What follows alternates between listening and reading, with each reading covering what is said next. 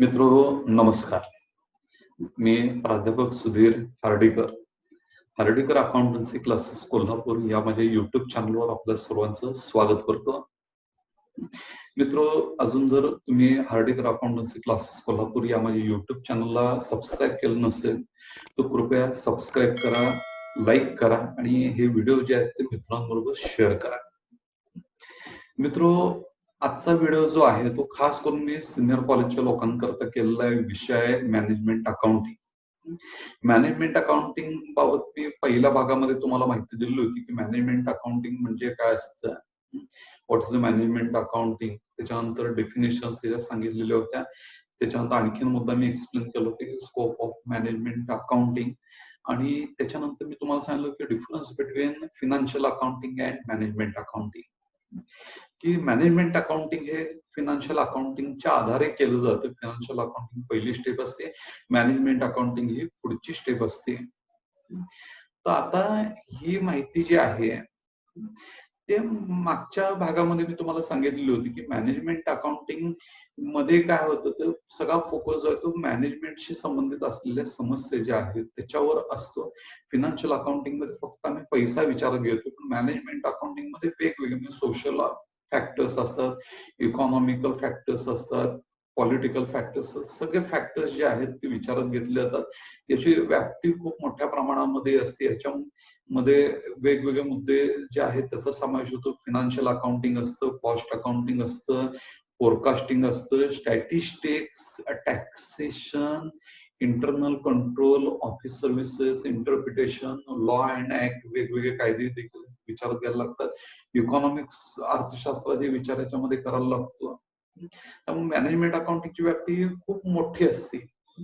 त्याच्यानंतर मी त्याचा डिफरन्स हे तुम्हाला सांगितलं होतं की महत्वाचा मुद्दा असा असतो की फिनान्शियल अकाउंटिंग जे कंपल्सरी असतं, मॅनेजमेंट अकाउंटिंग जे आहे ते कंपल्सरी नसतं. फिनान्शियल अकाउंटिंग मध्ये नियम हे फिक्स असतात. मॅनेजमेंट अकाउंटिंग मध्ये रिपोर्ट्स किंवा जे काही स्टेटमेंट्स आहेत त्याच्याकरता नियम हे फिक्स असत नाहीत. फिनान्शियल अकाउंटिंग हे वर्षाच्या शेवटी आणि साधारणतः 1 वर्षाकरता केलं जातं. मॅनेजमेंट अकाउंटिंग मध्ये मात्र हा पिरियड ठरलेला असत नाही. तुम्हाला जेव्हा गरज पडेल तेव्हा मॅनेजमेंट अकाउंटिंग तुम्ही करू शकता. फिनान्शियल अकाउंटिंग मध्ये फक्त घडलेल्या घटनांचा विचार करतात, तर मॅनेजमेंट अकाउंटिंग मध्ये घडलेल्या घटनांबरोबरच भविष्याचा वेधही घेतला जातो, फोरकास्टिंग केलं जातं. तर असे वेगवेगळे फरकाचे मुद्दे मी तुम्हाला एक्सप्लेन केलेले होते आणि त्या भागामध्ये मी तुम्हाला सांगितलं होतं की पुढच्या भागामध्ये आपण ऍडव्हान्टेजेस, डिसएडव्हान्टेजेस, ऑब्जेक्ट्स वगैरे जे आहेत त्याच्यावर आपण विचार करूया. तर मित्रो, आजच्या या भागामध्ये आता मी चालू करतो. ऑब्जेक्टिव्ह और फंक्शन्स ऑफ मॅनेजमेंट अकाउंटिंग, याचे उद्देश काय असतात, त्याचे कार्य काय असतात. उद्देश आणि कार्य दोन्हीचा अर्थ एकच म्हणायला हरकत नाही. ही short note objective of management accounting म्हणून आली काय आणि फंक्शन्स ऑफ मॅनेजमेंट अकाउंटिंग म्हणून आली काय, दोन्हीच उत्तर हे सेम राहणार. हेच उत्तर तुम्हाला तिथे परीक्षेमध्ये लिहायला लागेल. बघा, पहिला मुद्दा, to assist the management in promoting and increasing efficiency, व्यवसायाची कार्यक्षमता वाढवणं हा मॅनेजमेंट अकाउंटिंगचा एक महत्वाचा उद्देश असतो. Efficiency includes best possible services to its customers, investors and employees. याच्यामध्ये आणखीन एक मुद्दा जो आहे त्याचा विचार करायला लागतो की कस्टमरना, आपल्या ग्राहकांना योग्य सेवा दिली पाहिजे, गुंतवणूकदारांना आणि तसंच कर्मचाऱ्यांची आपली वागणूक व्यवस्थित राहिली पाहिजे. ग्राहक, कर्मचारी आणि गुंतवणूकदार यांना योग्य सेवा देणं याचा देखील याच्या मॅनेजमेंट अकाउंटिंग मध्ये उपयोग म्हणजे विचार केला जातो. मॅनेजमेंट अकाउंटिंगचा उद्देश तोचाही असतो. थोडक्यात आपल्याला असं म्हणता येईल की व्यवसायाची कार्यक्षमता मॅनेजमेंट अकाउंटिंग मुळे वाढते, आपली ग्राहक अभिमुखता वाढते, कर्मचाऱ्यांना आपल्या व्यवसायाबद्दल आपुलकी वाटते, त्याच्याकरता मॅनेजमेंट अकाउंटिंगचा उपयोग होतो. त्याच्यानंतर दुसरा मुद्दा जो दिसतोय, formulate policy and planning. Management accountant should provide information to management so that management could formulate a plan for the future. Management accounting मध्ये आणखीन एक महत्वाचं काय केलं जातं, तर भविष्यामध्ये काय घडेल याचा अंदाज करून भविष्याकरता योजना करणं, प्लॅन फॉर फ्युचर, भविष्याचा विचार करणं, भविष्याचा वेध घेणं, हे देखील काम ह्या मॅनेजमेंट अकाउंटिंग मध्ये होतं. म्हणजे थोडक्यात भविष्यासाठी प्लॅन तयार करणं, योजना तयार करणं हा एक उद्देश हा मॅनेजमेंट अकाउंटिंगचा मित्र हो असतो. त्याच्यानंतर comparison. The actual work done should be compared with standards to enable the management for increasing efficiency of business. Management accounting मध्ये बजेट्स तयार करतात. का तयार करतात तर त्या केलेला अंदाज आणि प्रत्यक्षामध्ये ज्या काही घडलेल्या घटना आहेत त्याची तुलना केली जाते. अंदाजपत्रकामध्ये आम्ही काय आकडेवारी विचारात घेतले आणि प्रत्यक्षातली आकडेवारी काय आहे याची तुलना केली जाते आणि त्याचा परिणाम असा होतो की जर काही चुका झाल्या असतील तर ते आपल्याला दुरुस्त करता येतात आणि व्यवसायाची कार्यक्षमता जी आहे ती भविष्यामध्ये वाढवता येते. म्हणजे आपल्याला भविष्य कंपॅरिझन करणं देखील अतिशय गरजेचं असतं की आम्ही अंदाज केले पाहिजेत की आमची विक्री एवढी होणार आणि प्रत्यक्षात किती विक्री झाली. हे कंपॅरिझन जे आहे ते करणं हा मॅनेजमेंट अकाउंटिंगचा एक उद्देश आहे. त्याच्यानंतर preparation of budgets for all departments of business such as production, sales, purchases, finance etcetera. वेगवेगळे डिपार्टमेंट्स आपल्या व्यवसायाचे असतात. प्रोडक्शन डिपार्टमेंट जिथं आपण उत्पादन करतो, सेल्स विक्री करतो, परचेज जिथं आपण व्यवसायाचे साठी कच्चा माल वस्तू वगैरे खरेदी करतो, फायनान्स आर्थिक मुद्दे जिथं विचार घेतला असं फायनान्स डिपार्टमेंट असतात. तर ही वेगवेगळे डिपार्टमेंट आहे. ह्या वेगवेगळ्या डिपार्टमेंट करता दरवर्षी बजेट करणं, त्यांचं अंदाजपत्रक तयार करणं हे काम जे आहे मॅनेजमेंट अकाउंटिंग मध्ये केलं जातं. थोडक्यात असे अंदाजपत्रक तयार करणं हे मॅनेजमेंट अकाउंटिंगचा एक उद्देश आहे असं म्हणायला हरकत नाही. पण अंदाजपत्रक केल्याशिवाय आपल्याला तुलनाही करणं शक्य असत नाही. थोडक्यात कार्यक्षमता वाढवायची असेल तर भविष्याचा अंदाज केला पाहिजे. अंदाजपत्रक तुम्ही तयार केलं पाहिजे. मग कशासाठी? म्हणजे सेल्स साठी असेल, परचेस साठी असेल, कॅश बजेट असेल की जे फायनान्स डिपार्टमेंटशी संबंध असतं, प्रोडक्शन किती करायचं त्याचं बजेट असतं. तर हे सगळे वेगवेगळे बजेट जे आहेत त्याचा समावेश तयार करणं जे आहे हे मॅनेजमेंट अकाउंटिंगचं काम असतं. त्याच्यात analysis of transaction, analysis of financial transaction to enable the effective comparison to be made between forecast and actual performance. आम्ही केलेले अंदाज आणि प्रत्यक्षात घडलेल्या घटना, प्रत्यक्षात झालेली प्रगती याचा अभ्यास करण्याकरता व्यवसायातील ट्रान्झॅक्शन जे आहेत त्याचं विश्लेषण करायला लागते, अनालिसिस करायला लागतं. हे अनालिसिस जे आहे हे मॅनेजमेंट अकाउंटिंगचा एक कामाचा भाग आहे किंवा अनालिसिस करणं हा मॅनेजमेंट अकाउंटिंगचा उद्देश आहे. मित्रो, आपल्याला जर आपले कॅपॅसिटी वाढवायची असेल, आपली कार्यक्षमता वाढवायची असेल तर आपण केलेल्या चुका ज्या आहेत त्या कळल्या पाहिजेत. आपण केलेले व्यवहार कळले की त्याचे अनालिसिस करून आपल्याला चुका कळतात आणि त्यामुळे मित्रो काय होतं की आपल्याला कार्यक्षमता जी आहे वाढवणं शक्य होतं. थोडक्यात हे अनालिसिस गरजेचं आहे. त्याच्यानंतर presenting the information to the management at regular intervals by preparing operating statements of short term financial statements. मॅनेजमेंटला सतत काही ना काही माहिती आवश्यक असते. तर ती माहिती थोड्या थोड्या कालावधीनं आपण सतत पुरवणं हे मॅनेजमेंट अकाउंटिंगचा एक उद्देश आहे. ही माहिती तुम्ही थोड्या थोड्या कालावधीनं मॅनेजमेंटला पुरवत गेलं पाहिजे की ज्याच्या आधारे मॅनेजमेंट नवीन भविष्याचा अंदाज करू शकेल, योजना तयार करू शकेल, योजनांची अंमलबजावणी करू शकेल. थोडक्यात ही माहिती जी आहे थोड्या थोड्या कालावधीनं पुरवणं हा मॅनेजमेंट अकाउंटिंगचा एक महत्वाचा उद्देश आहे. त्याच्यानंतर interpretation of financial management to enable the management to formulate future policies and plans. Financial statements आम्ही जी तयार केली तसा अर्थ सांगणं देखील आवश्यक आहे की मॅनेजमेंटला त्याच्या आधारे काय होतं की भविष्याकरता योजना तयार करता येतात, भविष्याकरता धोरण ठरवता येतं. मॅनेजमेंट अकाउंटिंगला सगळे मुद्दे ज्ञात असतील असं नाही. त्याचा सोप्या भाषेत तुम्ही अर्थ सांगितला पाहिजे. त्या स्टेटमेंट जे आहेत इंटरप्रिटेशन तुम्ही केलं पाहिजे. इंटरप्रिटेशन हे अर्थ सांगणे. मॅनेजमेंट अकाउंटिंगला समजेल अशा सोप्या भाषेमध्ये तुम्ही जर इंटरप्रिटेशन त्या स्टेटमेंटचं केलं तर भविष्याकरता मॅनेजमेंट काय करतं, ते योजना तयार करते, भविष्यासाठी धोरणं ठरवते. थोडक्यात हे जे काय आहेत ते वेगवेगळे उद्देश असतात की मॅनेजमेंटला कार्यक्षमता वाढवण्याकरता मदत करणं, त्याच्यानंतर पॉलिसी ठरवण्याकरता मदत करणं, कंपॅरिझन करणं, बजेट्स करणं, स्टेटमेंट तयार करणं, स्टेटमेंटचा अर्थ सांगणं, असे वेगवेगळे मुद्दे आहेत ना, त्याचा या मॅनेजमेंट अकाउंटिंग या शब्दामध्ये समावेश होतो. आता याच्या पुढचा मुद्दा जो आपण बघूया तो ऍडव्हान्टेजेस ऑफ मॅनेजमेंट अकाउंटिंग. आता बऱ्याच लोकांना हा प्रश्न पडेल की फिनान्शियल अकाउंटिंग केल्यानंतर मॅनेजमेंट अकाउंटिंग करायची गरज काय असते. तर फिनान्शियल अकाउंटिंग आहे मित्र कंपल्सरी असते, त्याला काही ऑप्शन नाही, हे तुम्हाला कंपल्सरी करायला लागतं. पण व्यवसायामध्ये आपल्याला कॉम्पिटिशन मध्ये जर टिकायचं असेल, आपल्या व्यवसायाची कार्यक्षमता वाढवायची असेल, तर नुसतं फिनान्शियल अकाउंटिंग करून चालत नाही. तर त्याच्याकरता मित्र तुम्हाला मॅनेजमेंट अकाउंटिंग करणं अतिशय गरजेचं असतं. फिनान्शियल अकाउंटिंग मध्ये इतिहास लिहिलेला असतो, पण भविष्यामध्ये काय घडणार याचा वेध आपल्याला घेण्याकरता मॅनेजमेंट अकाउंटिंग हे अतिशय उपयुक्त असतं. म्हणजे ते तुम्हाला करणंच गरजेचं असतं. आता कसं आलं की पूर्वी एवढी स्पर्धा होती, आता गळे कापूस स्पर्धा आहे, ज्याला आपण कट थ्रोट कॉम्पिटिशन म्हणतो. वर्ल्ड मार्केट आहे, पूर्वी फक्त आपण वस्तू भारतामध्ये विकत होतो, आता या भारताच्या बाहेर वेगवेगळ्या देशांमध्ये आपण वस्तू विकतो. त्यामुळे सगळे मुद्दे जे आहेत त्याचा विचार जर केला तर मॅनेजमेंट अकाउंटिंग अतिशय गरजेचं आहे. मॅनेजमेंट अकाउंटिंग का केलं जातं याची कारण तुम्हाला मागे सांगितली.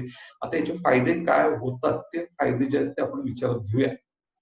आता पहिला फायदा जो स्क्रीनवर मित्र दिसतो ना, तो असा आहे की management accounting provides necessary information to management for decision making. मॅनेजमेंटचं एक महत्वाचं काम असं असतं की डिसिजन मेकिंग, निर्णय घेतले पाहिजे. जराशी देखील तुम्ही निर्णय घेताना चूक केली तर त्याची खूप मोठी किंमत तुम्हाला मोजायला लागते. त्यामुळे डिसिजन घेण्याकरता जी काही माहिती आवश्यक आहे, ती माहिती तुम्हाला मॅनेजमेंट अकाउंटिंग सहज आणि अचूकरित्या पुरवता येते. थोडक्यात काय होतं, तर मॅनेजमेंट अकाउंटिंग कळल्यामुळं डिसिजन मेकिंग हे कार्य सोपं होतं, निर्णय घेणं हे काम खूपच सोपं होतं. थोडक्यात हा मॅनेजमेंट अकाउंटिंगचा फायदा आहे की निर्णय आम्हाला अगदी इझिली घेता येतात. त्याच्यानंतर दुसरा मुद्दा, it increases the efficiency of various business functions and departments. व्यवसायात वेगवेगळे डिपार्टमेंट्स असतात. परचेस डिपार्टमेंट असतं, सेल्स डिपार्टमेंट असतं, फायनान्स डिपार्टमेंट असतं, प्रोडक्शन डिपार्टमेंट असतं. वेगवेगळी माणसं, वेगवेगळे कार्य हे एकमेकांशी संबंध असतात. एका डिपार्टमेंटनं काम नाही केलं तर त्याचा परिणाम दुसऱ्या डिपार्टमेंटवर होतो. थोडक्यात त्यांच्यामध्ये कोऑर्डिनेशन राहिलं पाहिजे, कम्युनिकेशन राहिलं पाहिजे. तर त्या वेगवेगळ्या डिपार्टमेंटची कार्यक्षमता वाढवणे, इफिशियन्सी म्हणतात इंग्लिशमध्ये, ही इफिशियन्सी वाढवण्याकरता मॅनेजमेंट अकाउंटिंग अतिशय मदत करतं. मॅनेजमेंट अकाउंटिंग शिवाय तुम्ही ती व्यवसायाची इफिशियन्सी, कार्यक्षमता वाढवू शकत नाही. मॅनेजमेंट अकाउंटिंग मुळे काय होतं, ते वेगवेगळ्या डिपार्टमेंटमध्ये कम्युनिकेशन राहतं, एकमेकांचा सपोर्ट राहतो आणि त्यामुळे काय होतं, कार्यक्षमता वाढू शकते. मी थोडक्यात मराठीमध्ये म्हणतात की एकमेकास सहाय्य करू अवघे धरू सुपंथ. तर त्यानुसार व्यवसाय चालतो, मग व्यवसायाची कार्यक्षमता वाढते. म्हणजे थोडक्यात मॅनेजमेंट अकाउंटिंगचा एक फायदा आहे. त्याच्यानंतर management accounting makes analysis and interpretation of accounting data in simple manner. मी तुम्हाला सांगितलं की मॅनेजमेंट मध्ये सगळी माणसं ही फार तज्ञ असतील, फार शिक्षण घेतलेली, फार डिग्री वगैरे घेतलेली असतात असे नाही. त्यांना बऱ्याचशा गोष्टींचं ज्ञान असतं, पण प्रत्येक माणसाला प्रत्येक गोष्टीचं ज्ञान असेलच असं नाही. तर फिनान्शियल अकाउंटिंग मधली जी माहिती आहे ती त्यांना समजेल अशा पद्धतीनं सोप्या शब्दांमध्ये पुरवणं, त्याचा अर्थ सांगणं, त्याचं स्पष्टीकरण करणं, हा मॅनेजमेंट अकाउंटिंगचा एक फायदा होतो. मॅनेजमेंट अकाउंटिंगमुळे काय होतं, अकाउंटिंग स्टेटमेंट जे आहेत आपले फिनान्शियल अकाउंटिंगचे, त्याचा अर्थ सांगता येतो, त्याचं अनालिसिस करता येतं, स्पष्टीकरण करता येतं आणि मग मॅनेजमेंटला त्याच्या आधारे योग्य निर्णय घेता येतात. तुम्ही जर स्पष्टीकरण योग्य दिलेलं नसेल किंवा ही स्टेटमेंट तुम्ही सोप्या शब्दात तयार केलं नसेल तर मॅनेजमेंट अकाउंटिंग काहीच करू शकत नाही. फिनान्शियल अकाउंटिंग मधली माहिती जी आहे ती योग्य रीतीनं मॅनेजमेंट पर्यंत पोहोचवणं आणि सोप्या शब्दांमध्ये पोहोचवण्याचं काम जे आहे ते मॅनेजमेंट अकाउंटिंग करतं. हा त्याचा फायदा आहे. त्याच्यानंतर it helps to management in controlling the functions with the help of management accounting controls all the functions of business. Management अकाउंटिंगचा आणखी एक महत्वाचा फायदा काय असतो, तर व्यवसायातले जे काही वेगवेगळे कार्य चालू असतात एका वेळी, तर त्या सर्व कार्यांवर तुम्हाला नियंत्रण ठेवता येतं. कंट्रोलिंग हा एक मॅनेजमेंटचा महत्वाचा भाग असतो. डिसिजन मेकिंग आहे, प्लॅनिंग आहे, त्याप्रमाणे कंट्रोलिंग, डायरेक्टिंग असे देखील मुद्दे आपण मॅनेजमेंट विषयामध्ये अभ्यास केलेला असेल. तर व्यवसायामध्ये एक नियंत्रण ठेवणं, प्रत्येकावर नियंत्रण ठेवलं पाहिजे. प्रत्येक जण आपापल्या मनाप्रमाणे वागलं तर व्यवसाय व्यवस्थित चालणार नाही. तर प्रत्येक डिपार्टमेंटला योग्य पद्धतीनं गाईड करणं, त्याच्यावर नियंत्रण ठेवण्याचं काम जे आहे ते मॅनेजमेंट अकाउंटिंगमुळे होऊ शकतं. हा त्याचा फायदा आहे. त्याच्यानंतर management accounting helps to protect business organisation against seasonable fluctuations and depression by proper planning, forecasting and budgeting. आता व्यवसायाला वेगवेगळ्या संकटांना हे तोंड द्यावं लागतं. काही वेळा विक्री एकदम कमी होते, काही वेळा प्रोडक्शनच बंद पडतं, काही वेळेस संप होतो, टाळेबंदी होते. अशा वेगवेगळ्या संकटांना व्यवसायांना तोंड द्यायला लागतं. तर ह्या संकटांना काही वेळा सीझनल फ्लक्च्युएशन असतात, चढ-उतार, की विक्री काही महिन्यामध्ये वाढते, काही महिन्यामध्ये ती अचानक कमी होते. त्याच्यानंतर मंदी असते. आता जागतिक मंदी आहे असं आपण म्हणतो. तर त्या संकटाला तोंड देण्यासाठी तुम्हाला प्रॉपर प्लॅनिंग करायला लागतं, अंदाज करायला लागतात आणि बजेट्स तयार करायला लागतात. संकट आली म्हणून घाबरून जायचं काही कारण नाही. त्याच्या धैर्यानं आपण तोंड दिलं पाहिजे. तर हे धैर्यानं तोंड देण्याकरता आपल्याला मदत कोण करतं, तर मित्र हे मॅनेजमेंट अकाउंटिंग करतो. मॅनेजमेंट अकाउंटिंग आपल्याला भविष्याचा अंदाजही करता येतो. बजेट्स आपण करतो, फोरकास्टिंग करतो, की भविष्यामध्ये किती मंदी येईल, किती विक्री आमची कमी होईल, काय संकट आपल्याला सहन करायला लागतील, काय संकट आपल्या डोळ्यासमोर येतील. आपल्याला तसा अंदाज आधी आलेला असतो. त्यामुळे आपण त्या पद्धतीनं तयार राहतो. थोडक्यात संकटांना धैर्यानं तोंड देण्याकरता मॅनेजमेंट अकाउंटिंग अतिशय मदत करतं. त्याच्यानंतर management accounting helps in improving customer relationship and labour management relationship. Management अकाउंटिंगचा हा आणखीन एक महत्वाचा फायदा आहे, की ग्राहकांबरोबर आपले संबंध जे आहेत ते सुधारले जातात. ग्राहकांबरोबर आपल्या आपुलकीचे नातं तयार होतं. ग्राहकांनाही वाटलं पाहिजे, की आपण या कुटुंबाचाच एक भाग आहे. तसंच कर्मचारी जे आहेत त्यांनाही वाटलं पाहिजे, की जिथं आम्ही काम करतो ती उद्योग संस्था आमची आहे, आमचं पोट त्याच्यावर चालतं, त्या संस्थेचा विकास व्हायला पाहिजे अशी भावना त्यांच्यामध्ये तयार होणं किंवा ग्राहकांना असं मनामध्ये आलं पाहिजे, की हीच वस्तू आम्ही ह्या संस्थेची घेतली पाहिजे, आम्ही दुसरी कुठली वस्तू घेणार नाही, अशी मानसिकता तयार होण्याकरता तसं आपुलकीचं नातं निर्माण होणं गरजेचं असतं. मग आपली कंपनी, आपला व्यवसाय आणि ग्राहक, आपली कंपनी आणि कर्मचारी असे या वेगवेगळ्या घटकांमध्ये आपुलकीचं नातं तयार होण्याकरता मॅनेजमेंट अकाउंटिंग अतिशय मदत करतं आणि त्याचा उपयोग काय होतो, की आपल्या कर्मचाऱ्यांबरोबर नातं व्यवस्थित असेल ना, तर प्रोडक्शन वाढतं, इफिशियन्सी वाढते, कार्यक्षमता वाढते आणि ग्राहकांबरोबर नातं जर आपलं सलोख्याचं असेल, आनंदाचं असेल, प्रेमाचं असेल, तर याचा परिणाम आपल्या विक्री वाढण्यावर होतो आणि विक्री वाढली की ऑटोमॅटिकली प्रॉफिट वाढतं. त्यामुळे नेहमी व्यवसाय अलीकडे असं करतात, की कस्टमर केअर म्हणून एक भाग जो आहे त्याच्यावर जास्त भर देतात, की ग्राहकांना आपुलकी वाटली पाहिजे, की जेणेकरून सेल्सही वाढतो आणि प्रॉफिट वाढतं. त्याच्यानंतर पुढचा मुद्दा जो आहे, helps in coordinating operations of a business for increasing productivity. व्यवसायाची कार्यक्षमता म्हणा किंवा उत्पादन क्षमता वाढवण्याकरता वेगवेगळ्या डिपार्टमेंटमध्ये कोऑर्डिनेशन असलं पाहिजे. एकमेकांमध्ये संपर्क राहिला पाहिजे, एकमेकांनी एकमेकांना मदत केली पाहिजे. एक डिपार्टमेंट काम करते, दुसरं डिपार्टमेंट काम करत नाही, असं झालं तर व्यवसाय सरळ चालत नाही. सगळे डिपार्टमेंट जे आहेत व्यवसायाची ती योग्य पद्धतीनं कार्यक्षमपणे काम करणं, याच्यामुळे याच्याकरता त्याच्यामध्ये कोऑर्डिनेशन असलं पाहिजे. त्याच्यामध्ये कम्युनिकेशन असलं पाहिजे. तर ते कम्युनिकेशन होणं किंवा कोऑर्डिनेशन होणं याच्याकरता मॅनेजमेंट अकाउंटिंग जे आहे ते उपयोगात येतं. मॅनेजमेंट अकाउंटिंग मध्ये सगळ्या डिपार्टमेंटमध्ये सलोख्याचे संबंध राहतात. एक डिपार्टमेंट दुसऱ्या डिपार्टमेंटला मदत करतं, दुसरं डिपार्टमेंट तिसऱ्या डिपार्टमेंटला मदत करतं आणि याचा उपयोग काय होतो, तर विक्री वाढते, आपली जे काही प्रोडक्टिव्हिटी उत्पादन क्षमता वाढते, आपला नफा वाढतो. म्हणजे ओव्हरऑल सगळ्या डिपार्टमेंटमध्ये एक आनंदाचं वातावरण, एक कुटुंब म्हणून ते काम करतं. लक्षात घ्या. मॅनेजमेंटनं काय करायचं असतं, तर व्यवसायामध्ये एक कुटुंब म्हणून काम केलं पाहिजे. कुटुंब म्हणून ते व्यवसाय संस्था उभी राहिली पाहिजे. तरच तो व्यवसायाचा विकास होऊ शकतो. आता यातला शेवटचा मुद्दा की management accounting helps in maximum utilisation of resources and capital. Resources मराठीमध्ये साधन सामुग्री म्हणतात. रिसोर्सेस नेहमी मित्र अतिशय कमी असतात. मग पैसा असेल, पाणी असेल, त्याच्यानंतर जे काही खनिज संपत्ती ती मर्यादित असते. मी आता साधं उदाहरण देईल, की पेट्रोल, डिझेल वगैरे भरमसाठ प्रमाणात आम्ही वापरतो. पण ह्याची मर्यादा संपली की ते आपल्याला मिळणं शक्य नाही.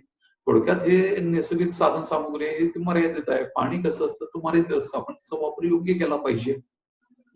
तसंच व्यवसायामध्ये काय होतं, की भांडवल वगैरे आहे, पैसा आहे, हा कमी असतो.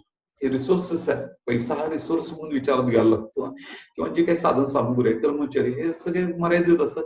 त्याचा उपयोग आम्ही योग्य पद्धतीनं करणं, जास्तीत जास्त उपयोग करणं, हे मॅनेजमेंट अकाउंटिंगमुळे शक्य होतं. थोडक्यात आता वर जे मी फायदे तुम्हाला एक्सप्लेन केले पुन्हा मी सांगतो, मॅनेजमेंट अकाउंटिंगमुळे तुम्हाला योग्य पद्धतीनं निर्णय घेता येतात. मॅनेजमेंट अकाउंटिंगमुळे वेगवेगळ्या डिपार्टमेंटची कार्यक्षमता जी आहे ती मित्र हो वाढवता येते. मॅनेजमेंट अकाउंटिंगमुळे आपल्याला मॅनेजमेंटला सगळी माहिती जी आहे त्याची सोप्या शब्दांमध्ये अर्थ सांगता येतो, त्याचा अनालिसिस करून आपण ती माहिती पुरवू शकतो. मॅनेजमेंट अकाउंटिंगमुळे व्यवसायातील सर्व कार्यांवर आपल्याला कंट्रोल ठेवता येतो, नियंत्रण ठेवता येतं. त्याच्यानंतर मॅनेजमेंट अकाउंटिंग मध्ये भविष्यात येणाऱ्या संकटांना मॅनेजमेंट अकाउंटिंगमुळे आपण सहज तोंड देऊ शकतो. मॅनेजमेंट अकाउंटिंगमुळे कस्टमर रिलेशनशिप किंवा एम्प्लॉईज बरोबरचं रिलेशनशिप जे आहे त्याच्यामध्ये सुधारणा करता येते. त्याच्यानंतर मॅनेजमेंटमुळे वेगवेगळ्या डिपार्टमेंटमध्ये कोऑर्डिनेशन तयार होतं. कम्युनिकेशन गॅप याच्यामध्ये राहत नाही. मॅनेजमेंट मुळे अकाउंटिंगमुळे काय होतं तर सगळे डिपार्टमेंट एकमेकांशी सलोख्यानं काम करतात. आणि शेवटचा मुद्दा मी तुम्हाला सांगितलं की रिसोर्सेस जे काही साधन सामुग्री असते ती मर्यादित असते आणि मॅनेजमेंट अकाउंटिंगमुळे त्याचा आपल्याला योग्य रीतीनं उपयोग करता येतो की जेणेकरून आमचा प्रॉफिट हा वाढू शकतो. तर हे वेगवेगळे मित्र हो मॅनेजमेंट अकाउंटिंगचे फायदे. आता मला मनामध्ये शंका राहिलेली नसेल की फिनान्शियल अकाउंटिंग जरी आवश्यक असतं ते मॅनेजमेंट अकाउंटिंग करणं केव्हाही आपल्याला मोठ्या उद्योग संस्थांमध्ये अतिशय गरजेचं असतं. तर हे सगळे मॅनेजमेंट अकाउंटिंगचे फायदे असतात. आता मित्र या टॉपिक मला आपण शेवटचा भाग बघूया. मॅनेजमेंट अकाउंटिंग मधले डिसएडव्हान्टेजेस ऑफ मॅनेजमेंट अकाउंटिंग किंवा ज्याला आपण लिमिटेशन्स म्हणतो, दोष म्हणतो, कमतरता म्हणतो. आता पहिला डिसएडव्हान्टेजेस काय आहे बघा. Management accounting is based on figures of financial accounting. मी सुरुवातीच्याच व्हिडिओमध्ये सांगितलं की फायनान्शियल अकाउंटिंग मधली माहिती जी आहे ती पाया म्हणून मॅनेजमेंट अकाउंटिंग मध्ये वापरली जाते. म्हणजे फायनान्शियल अकाउंटिंग हा पाया असतो आणि मॅनेजमेंट अकाउंटिंग ही इमारत असते. If financial accounting is not made properly, समजा फायनान्शियल अकाउंटिंग करतानाच आम्ही असंख्य चुका केल्यात, फायनान्शियल अकाउंटिंग चुकीचं झालं असेल, in such case management accounting supplies wrong information, तर मग आपल्याला त्या मॅनेजमेंट अकाउंटिंगचा कसलाही उपयोग होत नाही. कारण पायात चुकला म्हटलं इमारत कधी ना कधी ती कोसळणार. थोडक्यात फायनान्शियल अकाउंटिंग जर चुकलं असेल तर मॅनेजमेंट अकाउंटिंग देखील 100% चुकणार, हा त्यातला दोष आहे. त्याच्यानंतर the installation of management accounting system is a very costly, खर्चिक. So it is not useful to small scale business organisation. Management accounting मध्ये तज्ञ लोक नेमायला लागतात आणि वेगवेगळ्या पद्धतीची आपल्याला तयारी करायला लागते, ज्याच्याकरता प्रचंड खर्च होतो. तर हा एवढा मोठा खर्च करणं लहान उद्योगांना शक्य असत नाही. म्हणजे खर्च जास्त आणि त्या मानानं उत्पन्न कमी अशी त्यांची परिस्थिती होऊ शकते. त्यामुळे लहान संस्था ज्या आहेत त्या मॅनेजमेंट अकाउंटिंग वापरण्यामध्ये अतिशय उत्सुक असत नाहीत. त्यांना किंबहुना त्याच्यामध्ये उत्सुकताच नसते. आणि हा खर्चिक भाग आहे. ही खर्चिक बाब आहे आणि त्यामुळे याचा उपयोग फक्त मोठ्या उद्योग संस्थांना होतो. लहान उद्योग संस्थांना मॅनेजमेंट अकाउंटिंगचा कसलाही उपयोग होऊ शकत नाही, हा याचा दोष आहे. त्यानंतर तिसरा मुद्दा, in India professionalisation is not possible, so it creates so many difficulties in applying management accounting. भारतामध्ये अनेक व्यवसायामध्ये अजूनही उद्योजकता नावाचा प्रकार अजूनही अस्तित्वातच आलेला नाही. फक्त पैसे आहेत म्हणून आम्ही व्यवसाय करतो, पण तो व्यवसाय कार्यक्षमपणे चालवणं हे जे काही प्रोफेशनलायझेशन आहे, व्यावसायिकता आहे, ते आमच्या मनामध्ये अजूनही तयार झालेलं नाही. भविष्यामध्ये होईल, पण आता या घडीचा विचार जर केला तर अनेक उद्योग संस्था ज्या आहेत त्या बंद पडलेल्या दिसतात. अनेक उद्योग संस्था बंद पडायच्या स्थितीला आल्या. त्याचं कारण काय तर प्रोफेशनलायझेशन जे आम्ही म्हणतो ते त्यांच्यामध्ये आलंच नाही. व्यावसायिकता मनामध्ये नाहीये आणि त्यामुळे काय होतं, मॅनेजमेंट अकाउंटिंगचं ऍप्लिकेशन करणं, मॅनेजमेंट अकाउंटिंग राबवणं हे त्या उद्योगांना शक्य होत नाही. जेव्हा तुमच्या मनामध्ये व्यावसायिकता निर्माण होईल तेव्हा मग मॅनेजमेंट अकाउंटिंगचा काही ना काही उपयोग तुम्हाला करणं शक्य होईल. पण जोपर्यंत तुमच्याकडे व्यावसायिकता मनामध्ये येत नाही तोपर्यंत मॅनेजमेंट अकाउंटिंग राबवून कसलाही उपयोग तुम्हाला होत नाही. त्याच्यानंतर पुढचा चौथा मुद्दा असतो, management accounting and it's use is based on interpretation of information. तुम्ही जी स्टेटमेंट तयार करता त्या माहितीचा अर्थ सुयोग्य शब्दात, सरळ या शब्दामध्ये, सोप्या शब्दांमध्ये देणं, अर्थ सांगणं आवश्यक असतं. आणि if the interpretation is not made correctly, समजा माहिती देतानाच किंवा अर्थ सांगतानाच जर काही चुका झाल्या, management accounting is wrong result, तर मॅनेजमेंट अकाउंटिंग मध्ये येणारे निर्णय जे आहेत, जे काय माहिती आहेत ते देखील चुकीचे असते. कारण तुम्ही अर्थच चुकीचा सांगितलं ना, मॅनेजमेंट अकाउंटिंग मध्ये चुकीचीच माहिती दिली जाते. थोडक्यात इंटरप्रिटेशन हे ऍक्युरेट असलं पाहिजे. इंटरप्रिटेशन करताना जर चूक झाली तर समजायला हरकत नाही मॅनेजमेंट अकाउंटिंग मधली माहिती निश्चित चुकलेली असणार. आणि शेवटचा मुद्दा असतो management accounting covers all subject such as statistics, economics, forecasting etcetera. Management accounting मध्ये मी मागच्या भागामध्ये सांगितलं तसं की त्याची व्याप्ती खूप असते की ज्याच्यामध्ये स्टॅटिस्टिक्स आहे, इकॉनॉमिक्स आहे, फोरकास्टिंग आहे, लॉ आहे, त्याच्यानंतर बजेटिंग म्हणून आहे. But it is not possible the manager has the knowledge of all this subject. पण मॅनेजर ही व्यक्ती आहे त्यामुळे त्याला सगळ्याच बाबींचं ज्ञान असेल असं सांगता येत नाही. एखाद्या माणसाला इकॉनॉमिक्स मधले कळत असेल पण स्टॅटिस्टिक्स मधली माहिती देता येत नाही, किंवा एखाद्या माणसाला स्टॅटिस्टिक्स मधलं कळतं पण बजेटिंग मधलं काही कळत नाही, तर मग ही माहिती आपल्याला मॅनेजमेंट अकाउंटिंग मध्ये तसंच देता येणं एवढं सहज शक्य असत नाही. कारण प्रत्येक व्यक्ती ही एखाद्या मुद्द्यांमध्ये तज्ज्ञ असते, सगळ्या मुद्द्यांमध्ये तज्ज्ञ असेलच असं सांगता येत नाही. हा मॅनेजमेंट अकाउंटिंगचा दोष आहे. कारण मॅनेजमेंट अकाउंटिंगची व्याप्ती जास्त असते आणि आपली वैयक्तिक कॅपॅसिटी जी आहे, आपली ताकद जी असते ती कमी असते. आपण सगळ्या मुद्द्यांमध्ये तज्ज्ञ होऊच असं नाही. मित्र, मॅनेजमेंट अकाउंटिंग हा थेरॉटिकल टॉपिक आहे. ऍक्च्युअली त्याच्यावर मोठा पेपर असतो हा एमकॉमला, पण बीकॉमला एसवाय बीकॉम किंवा टीवाय बीकॉमला याच्यावर एक थेरॉटिकल टॉपिक अनेक युनिव्हर्सिटीमध्ये आहे. म्हणून मी हा व्हिडिओ तयार केला. हे 2 भागांमध्ये व्हिडिओ तयार केला की जेणेकरून तुम्हाला माहिती सविस्तर मला देता येणं शक्य व्हावं. तर हे मित्र दोन्ही व्हिडिओ तुम्ही बघा की जेणेकरून आपलं मॅनेजमेंट अकाउंटिंगचा पाया तरी तयार होईल. एमकॉमला जेव्हा तुम्ही पुढे जाल त्याच्याकरता आपण वेगळे व्हिडिओ तयार करूया. पण आता हे 2 व्हिडिओ मी तयार केले, मॅनेजमेंट अकाउंटिंग पार्ट 1 आणि आता जो आपण बघतो तो मॅनेजमेंट अकाउंटिंग पार्ट 2. मित्र, पुन्हा मी आपल्याला नम्र विनंती करतो की आपण जर हर्डीकर अकाउंटन्सी क्लासेस कोल्हापूर या युट्यूब चॅनलला सबस्क्राईब केलं नसेल तर कृपया सबस्क्राईब करा, लाईक करा, इतरांबरोबर शेअर करा. मी नेहमी म्हणतो त्याप्रमाणे की विद्या ही वाटत जावी की जेणेकरून विद्याचा विकास होतो. सगळ्यांपर्यंत ही विद्या पोहोचली पाहिजे. तुम्ही ते व्हिडिओ शेअर करा. आणि मित्र, हर्डीकर अकाउंटन्सी क्लासेस हा कोल्हापुरातील मागच्या 30 वर्षातले एक लोकप्रिय असा क्लास आहे. आपण जर या आमच्या क्लासमध्ये प्रवेश घेऊ इच्छित असाल तर माझ्या खाली दिलेल्या मोबाईलवर नंबरवर संपर्क अवश्य साधा. भेटूया पुढील भागामध्ये. नमस्कार.